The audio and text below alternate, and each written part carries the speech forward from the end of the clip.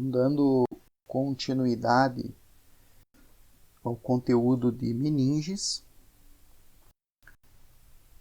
vamos falar neste momento sobre as cavidades da dura mater. Como foi comentado na aula passada, a dura mater que envolve o nosso encéfalo apresenta duas lâminas, dois folhetos. A lâmina endóstea e a lâmina meníngia.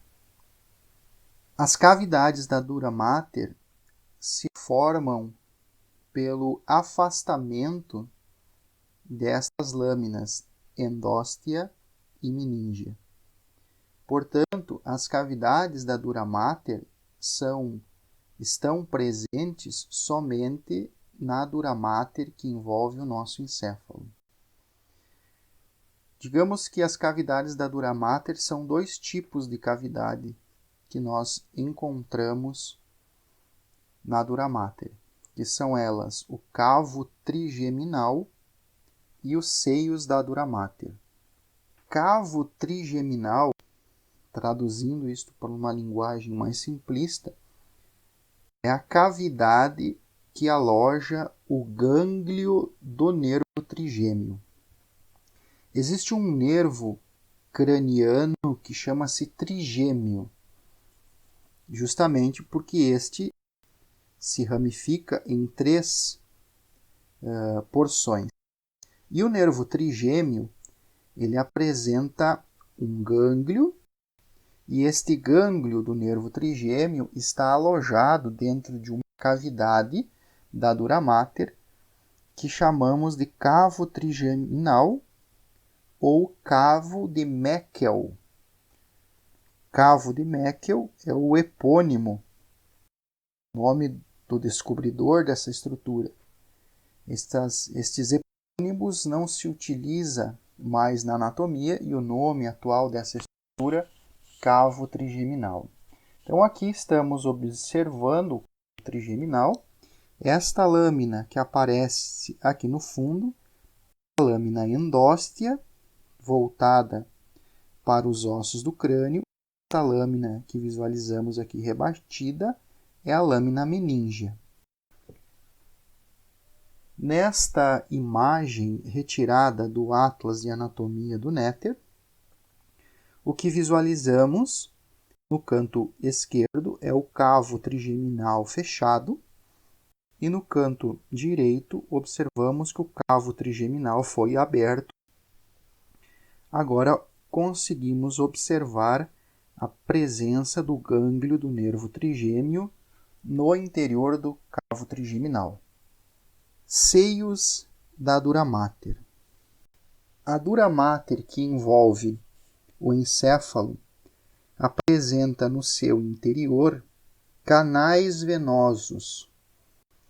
Canais estes por onde circula o sangue desoxigenado proveniente do encéfalo.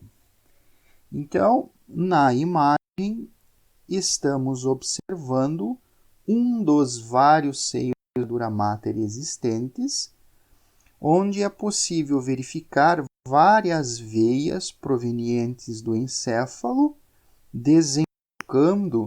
desaguando no interior deste seio da dura mater. Em resumo, os seios da dura mater são canais venosos e o sangue proveniente do encéfalo drena para o interior destes seios da dura mater e estes seios da dura mater confluem, direcionam-se para o interior da veia jugular interna. Então, o sangue que transita pelos seios da dura mater vai ser levado até a veia jugular interna. Estes seios são classificados em seios ímpares e seios pares. É uma classificação meramente didática para facilitar o entendimento. Então, aqui estamos visualizando alguns seios da dura mater, que são considerados pares, né? Eu tenho um seio transverso no lado esquerdo, um seio transverso no lado direito, então ele é um seio par. E nós estamos observando aqui o seio transverso, né? Cruzando, digamos assim, dentro do tentório do cerebelo, né? E o seio transverso está desaguando, desembocando no seio sigmoideo. Sigmoideo em alusão que ele tem um trajeto sinuoso. Este seio sigmoideo, ele vai desembocar na veia jugular interna. Então o seio sigmoideo está entrando no forame jugular e abaixo do forame jugular vamos encontrar a veia jugular interna. Como eu falei anteriormente, o sangue proveniente do encéfalo vai drenar, vai ser levado até o forame, vai ser levado até a veia jugular interna. Bom, agora estamos visualizando os seios da dura mater, que são considerados ímpares. Vamos a uma breve visualização da localização desses seios. Então, é possível identificar a presença daquela prega de dura mater chamada foice do cérebro. E veja que na borda superior da foice do cérebro encontramos o seio sagital superior, transitando na borda superior da foice do cérebro. Então, aqui está ele, o seio sagital superior, transitando pela borda superior da foice do cérebro. E na borda inferior da foice do cérebro, visualizamos o seio sagital inferior. Agora, se observarmos nesse ponto, estamos visualizando o seio reto. O seio reto localiza-se exatamente na junção da foice do cérebro com o tentório do cerebelo. Então, na junção da foice do cérebro com o tentório do cerebelo, encontramos o seio reto. Se visualizarmos na imagem, conseguimos perceber que uma veia proveniente do encéfalo, a veia cerebral magna, está desembocando no seio reto. O seio reto segue o seu percurso até alcançar um local de junção de vários seios, local esse que denominamos de confluência dos seios. Vamos observar agora, através de uma vista superior, a presença da veia cerebral magna, desembocando no seio reto, e o seio reto alcançando a confluência dos seios.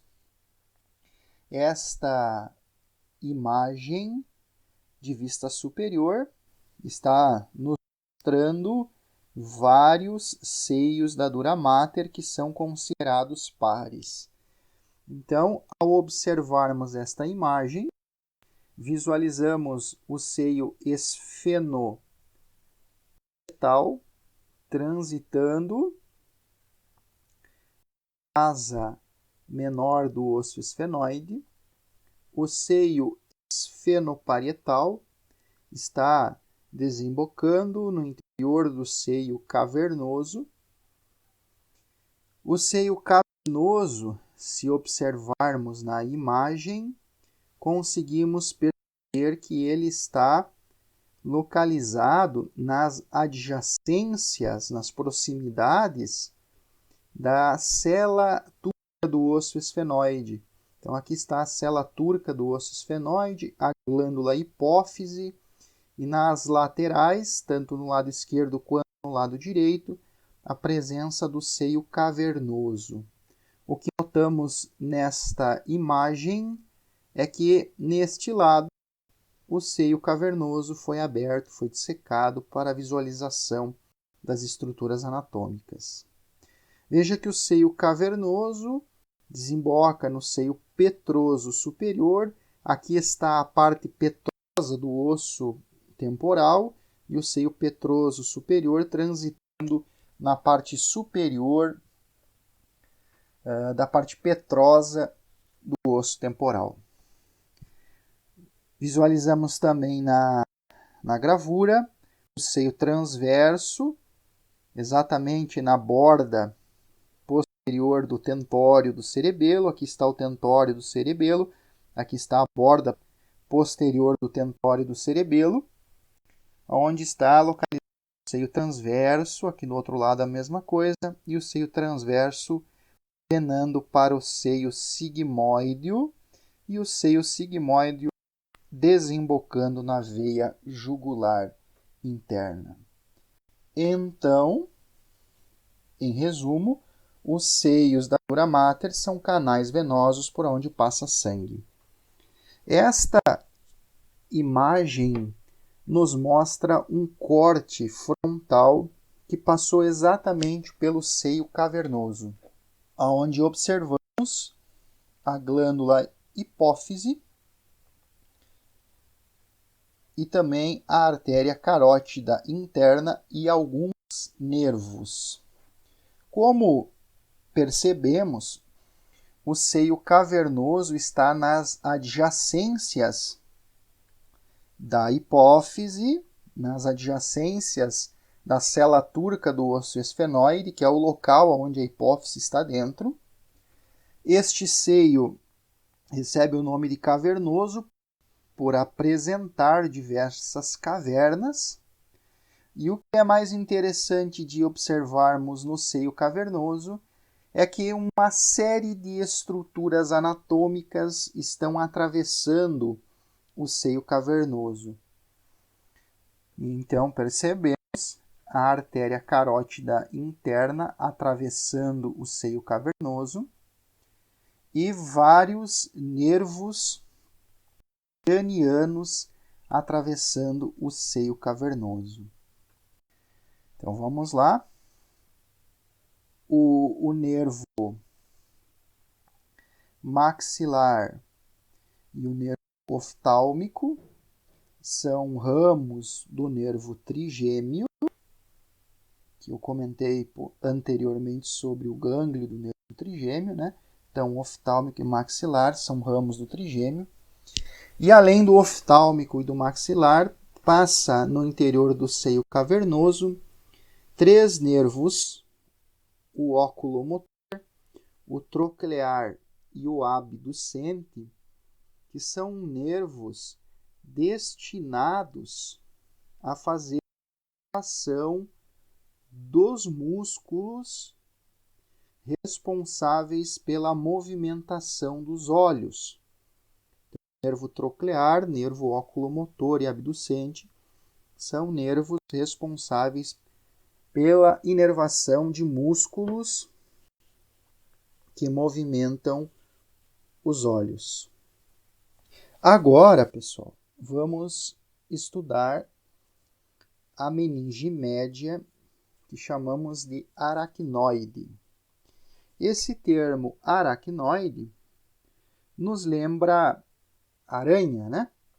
Porque a meninge chamada aracnoide apresenta estruturas que se assemelham a uma teia de aranha. E aí vem o nome aracnoide. Veja na presente imagem as estruturas da aracnoide que se assemelham a uma teia de aranha. Estruturas estas que denominamos de trabéculas aracnoídeas. Esta gravura é de um encéfalo natural, então visualizamos a presença das trabéculas aracnoídeas. O que a gente percebe aqui na presente figura, as trabéculas aracnoides prolongam-se da aracnoide, né? Prolongam-se da aracnoide e alcançam a pia mater, que é a meninge mais interna, a meninge que está intimamente aderida no tecido nervoso. Então, as trabéculas aracnoides são estruturas da aracnoide e elas prolongam-se da aracnoide e se fixam na pia mater. Aqui estamos observando um espaço entre a aracnoide e a pia mater, espaço esse que denominamos de espaço subaracnoideo. No espaço subaracnoideo, nós encontramos uma grande quantidade de líquido, e o líquido que está transitando pelo espaço subaracnoideo, nós chamamos de líquor, ou líquido cerebroespinhal. Também já presenciei a seguinte terminologia, líquido cerebro-raquidiano. Mas o nome mais utilizado é líquor. Então, no espaço subaracnoideo, encontramos a presença do líquor. Este líquido, chamado de líquor, envolve todos os elementos do nosso sistema nervoso central, ou seja, envolve o encéfalo e envolve a medula espinhal. Cisternas subaracnoídeas. Se visualizarmos nesta região aqui que eu estou apontando, aqui eu estou transitando pelo espaço subaracnoide. Veja que a espessura do espaço subaracnoide, aqui nesta região onde estou passando o apontador, a espessura é constante, mas em determinados locais, esse espaço subaracnoide torna-se mais amplo. E esse alargamento, digamos assim, essa expansão do espaço subaracnoide forma as cisternas subaracnoídeas.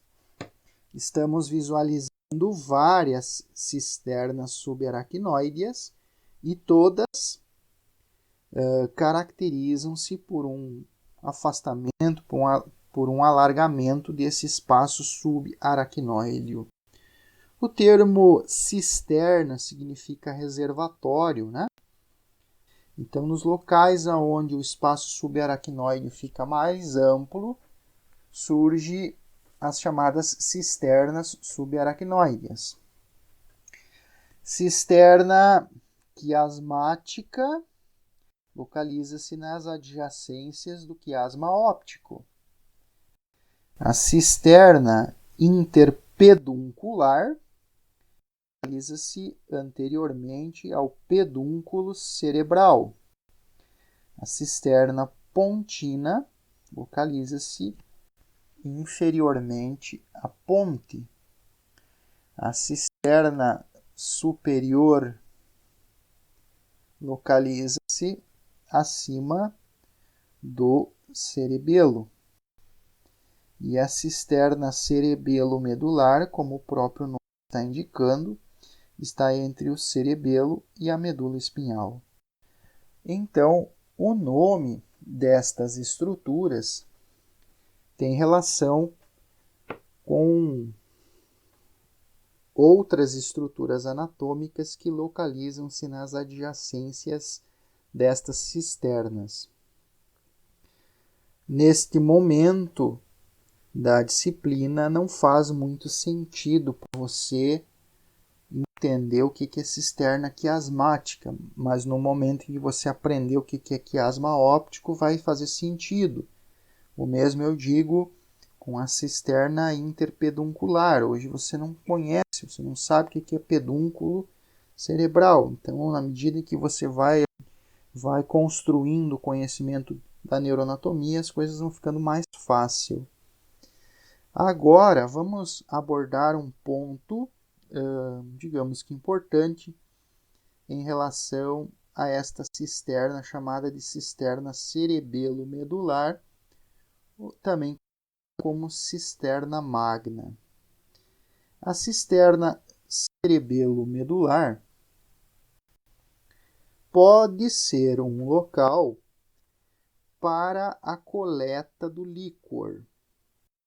Então, se visualizarmos, é possível verificar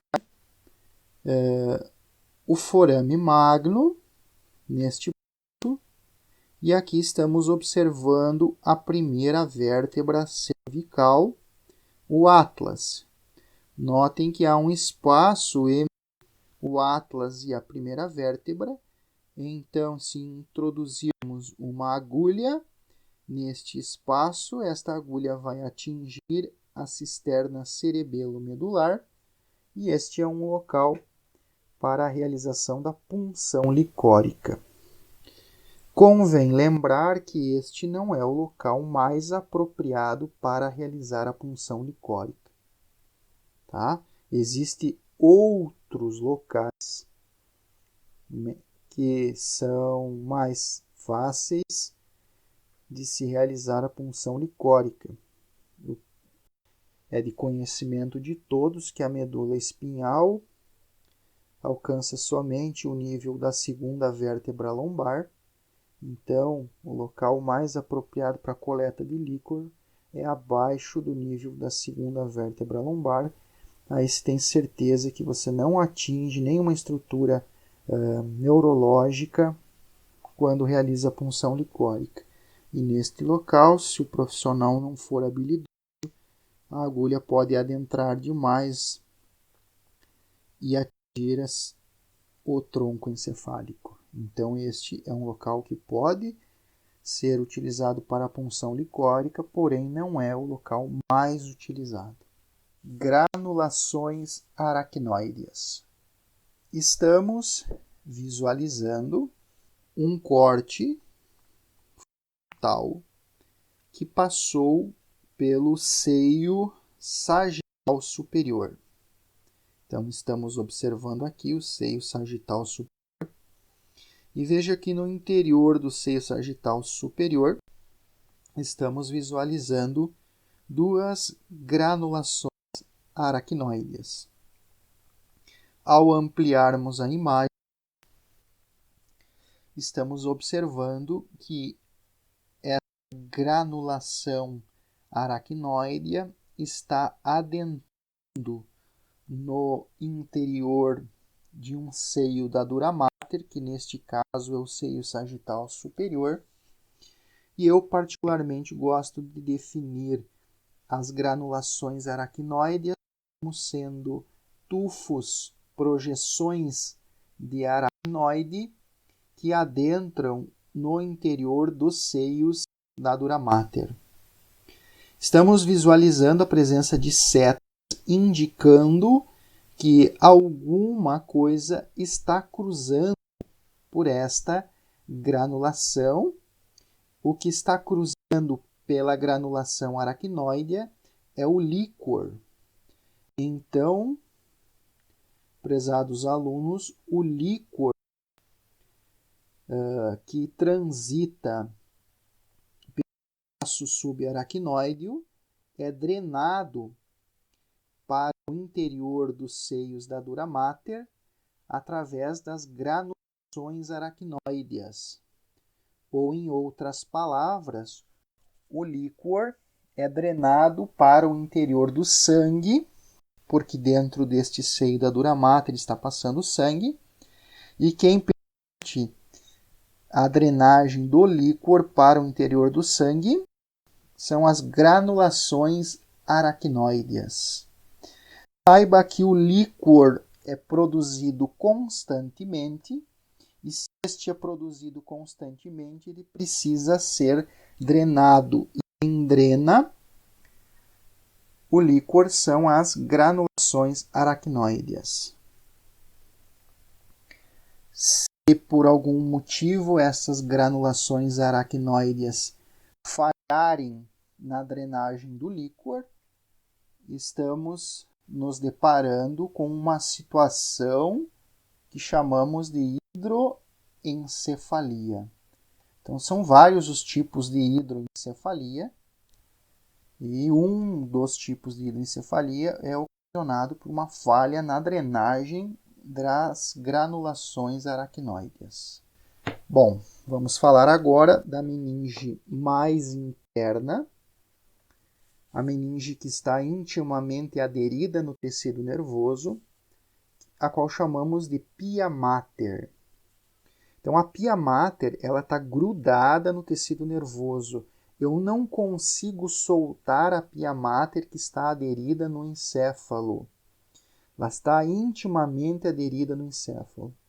Um local onde a dura mater consegue ser solta do tecido nervoso é lá na medula espinhal. Mas, ao envolver o encéfalo, a pia mater está intimamente aderida. Nesta imagem, observamos no lado esquerdo a presença da aracnoide, a meninge média. É possível visualizar a aracnoide, é possível perceber que ela está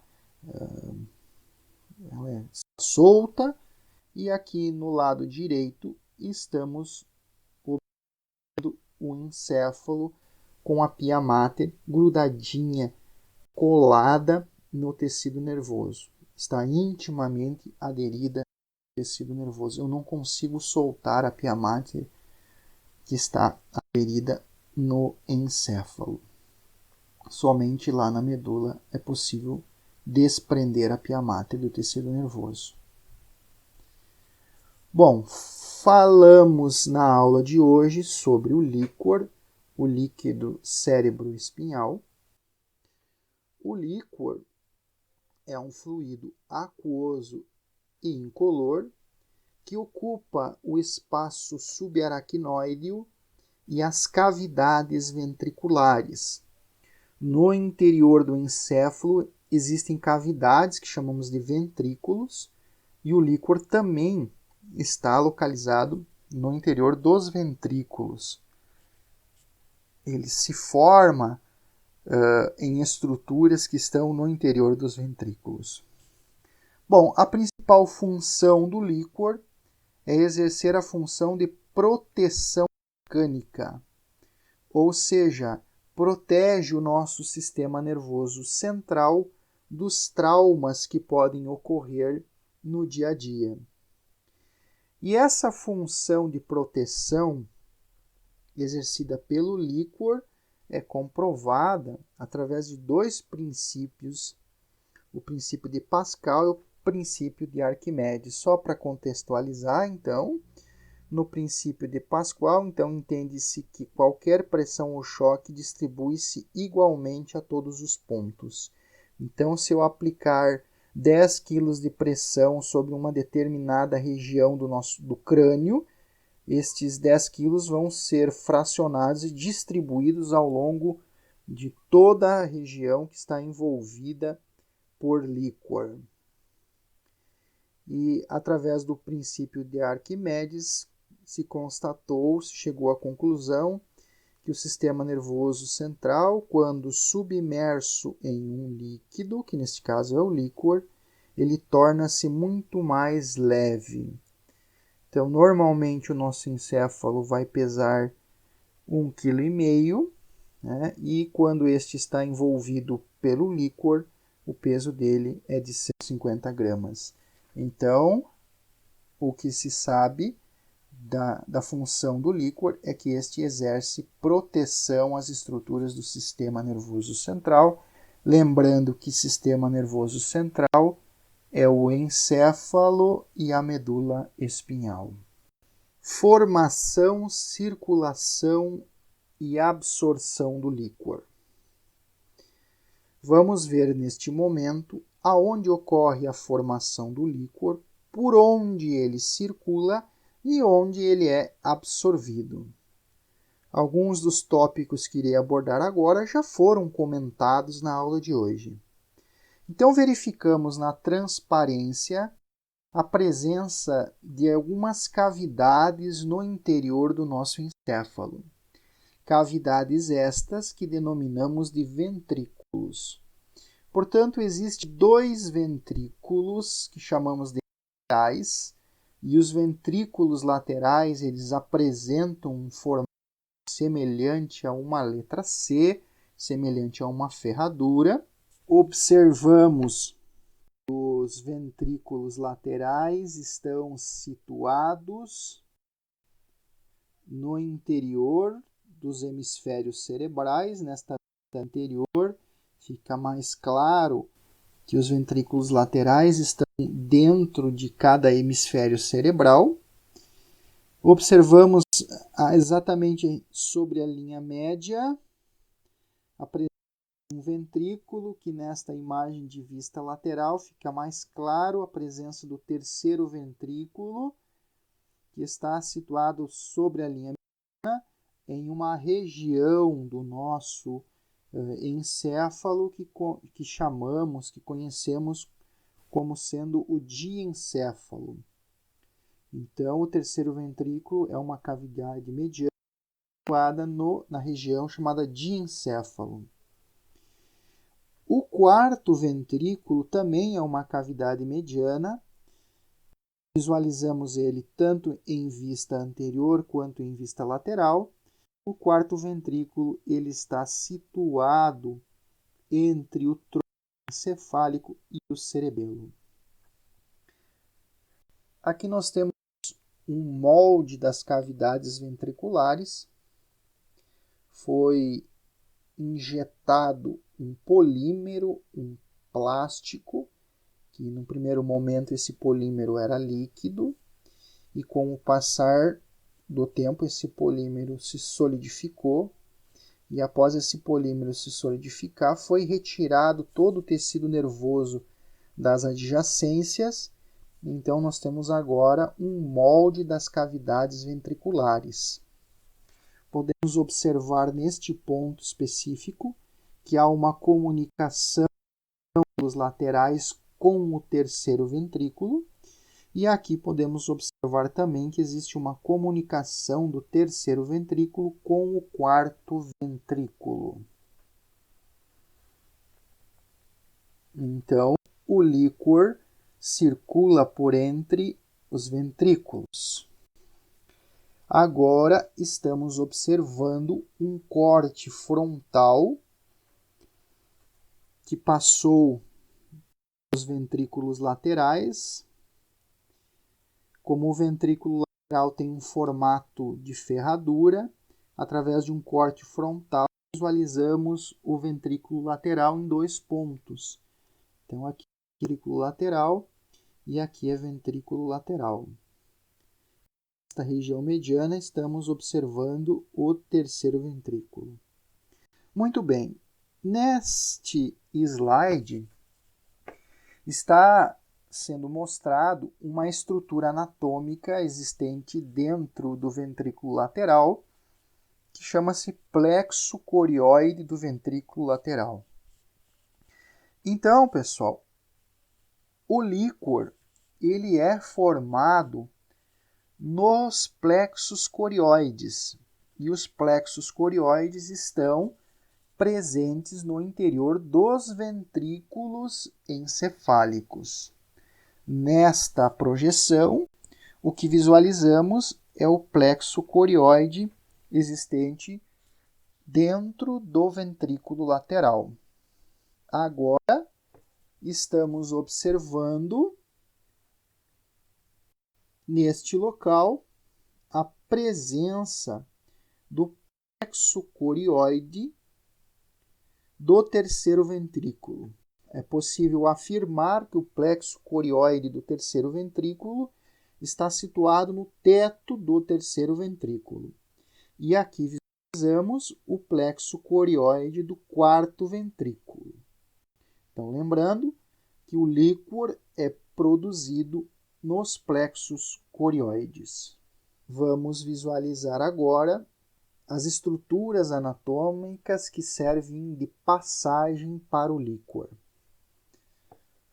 O líquor, que é formado no interior dos ventrículos laterais, escoa para o terceiro ventrículo através de uma abertura que denominamos de forame interventricular. Então, ali está o forame interventricular.